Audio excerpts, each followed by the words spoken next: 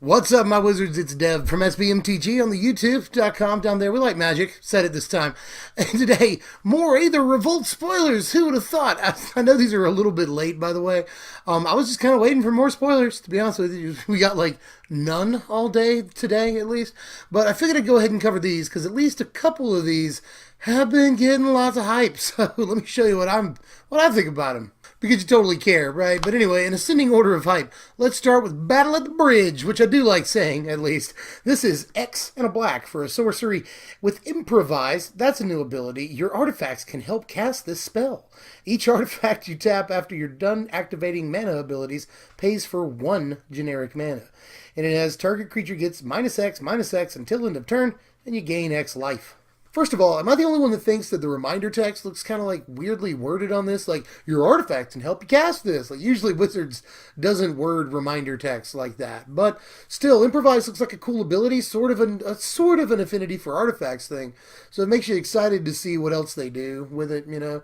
So that might end up being ultimately pretty cool, but I think that sorcery speed is sort of a barrier for entry for this card. If it were instant speed, it could be all-star removal.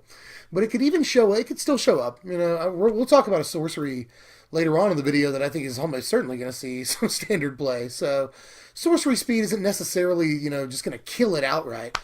I think that the card definitely has applications, you know, maybe a 1 or 2 of in control, but sorcery speed is a real problem, especially in this meta that's going to have not only Looter Scooter, but Heart of Kiran at this point. So I think that Grasp is where you want to be over this all day. You play all 4 copies of Grasp now. And I don't know if that leaves any room for this over other stuff that you might want to play. So I'm not totally sure about this. Again, maybe 1 or 2 of play. And Improvise could make this really good in like the blue-black artifacts deck that we're seeing some things develop for, but it still looks like a solidly tier 3 deck with what we've seen so far. So I don't know about this at all. I want to like it so much. I love that you gain the life off of it. I love that it kills indestructible creatures. It's great late. So good things about the card. I'm just not sure that it quite gets there for real competitive play. I had a lot more to say about that card than I thought I would have to say about that card, to be honest with you. Interesting thing. But anyway, move on to something that's actually like even more interesting. This is the quirkiest card that we saw today. This is Pia's Revolution right here. It's 3 mana, that's 2 generic and a red for an enchantment. And whenever a non-token artifact is put into your graveyard from the battlefield, return that card to your hand unless target opponent has Pia's Revolution. Deal 3 damage to him or her. Okay, so eggs. You know, like that's what most people are saying is like, hey, eggs. You know, I don't like the amount of choice that this gives your opponent. Like if you're looking to go off on this card, then you're really giving your opponent an awful lot of choice, you know? And we talked about what Scrap Heap Trawler with Arcbound Ravager, and Ravager is something I've seen reference with this too. But I just think it's like really too slow to do that with, and Trawler's probably the better option, honestly. And again, like if you're looking to combo off on this, like your opponent can just stop it. Your opponent can just use their life as a resource like they're supposed to and stop it. So I just don't know like where this is supposed to go. And again, eggs are a thing. Yeah, totally get that. I'm just not, it's really slow, man. And like, it just looks too like quirky, janky, but sometimes, especially, I mean, you got to look at Kaladesh and say that like sometimes things that look quirky or janky are like really, really good. So like everyone's second guessing their opinions on these on this card specifically, but on every card we see from this point on out. So I'm not feeling it. Like I just don't think it has good juju. You know, it's like the mojo's not there for me on this card. Although a lot of people are really, really excited about it, and it's definitely like Johnny bait. You know, like people that want to make combos are gonna like this. But again, it gives your opponent all the choice. And I don't want to give the opponent like any say in the matter. So I'm just not sure. Although, like, again, eggs. So there's always that. All right, but there's 2 cards left, and they are the ones getting all the attention. I really wanted to just zoom through those first 2. Although I talked a lot about the first one, and I just kept saying eggs over and over. That's that second card. But these are the 2 cards that are really getting a lot of attention. One from a story perspective, and from a gameplay perspective, and one from strictly this is competitive. Holy crap! And I'm actually going to cover the one that I'm a little less hype about, but only because the other card I'm really freaking stoked for. So let's talk about Disallow, everybody. Disallow is 3 mana. That's a generic and 2 blue for an instant. Counter target spell, activated ability, or triggered ability. Okay, so there's a layer of people on the internet that are super PO'd that this is a better version of Void Slime. You know, like, oh, it just invalidates Void Slime. But like most people weren't playing Void Slime in Modern right now anyway. You know, it's kind of been a while since we played Void Slime in Modern. If I'm to understand correctly, and sort of in a way in EDH this gives you 2 Void Slimes. That's kind of cool. But onto the actual practical application of the card. In Standard, this is very good. Very, very good. And will probably replace Void Shatter, which will leave a hole open for certain decks. But I still think that this will replace Void Shatter right away. I don't think we'll have to wait on a rotation or anything. Because this is just super versatile and does lots of stuff. You know, the big things are that it can counter Planeswalker abilities, especially Ultimates. Think about that. It can counter Aetherworks Marvel going off, which is going to be really, really important. Especially since Marvel is really getting big right now. And it's starting to sort of have its place. And I think that this will just maybe destroy that. We'll have to see. This can counter Emrakul's cast ability, or really any Eldrazi's cast ability. If you can deal with Emrakul's body on your next turn or whatever, then you can just counter the cast ability and not get Mindslaver. That's kind of cool. That's going to be really important against Delirium decks. So this is sort of a catch-all for control decks, and maybe control will be really, really real. We saw it do very well at the Pro Tour when the format was underdeveloped and not solved yet, and control is sort of taking a back seat to the especially Delirium decks, Aetherworks Marvel now, and Blue-White Flash. So mid-range has sort of started to pick back up at this point, and this could really be the weapon control needs to establish itself as a real deck in this format. I think that it's very, very good and counters stuff way beyond things that I've just talked about there. You know, Eldrazi Displacer, that's a thing. People are talking about ETB effects, and I don't know why you wouldn't just counter the spell. You know, it counters every spell in Standard, that's good. So, there's a lot more stuff I'm sure you guys have pointed out in the comments.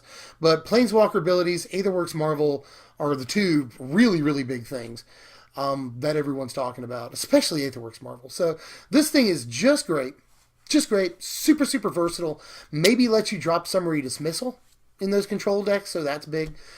Just really think the card is going to have a huge impact on Standard. As far as like what control can do and what it can deal with. That's really, really big. And people are saying it could see Modern play. Well, you know, I'm not as sure about that, but it could totally see Modern play every day of the week. And people will probably dislike the video because I said I'm not sure about that.